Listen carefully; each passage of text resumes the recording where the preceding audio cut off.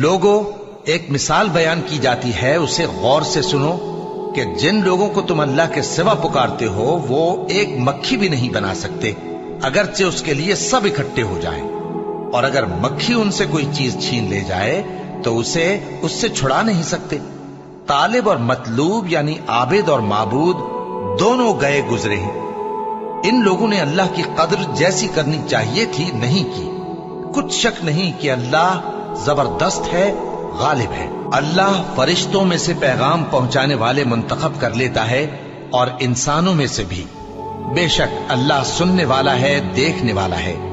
جو ان کے آگے ہے اور جو ان کے پیچھے ہے وہ اس سے واقف ہے، اور سب کاموں کا رجوع اللہ ہی کی طرف ہے۔ مومنوں، رکوع کرتے اور سجدہ کرتے اور اپنے پروردگار کی عبادت کرتے رہو اور نیک کام کرو تاکہ فلاح پاؤ۔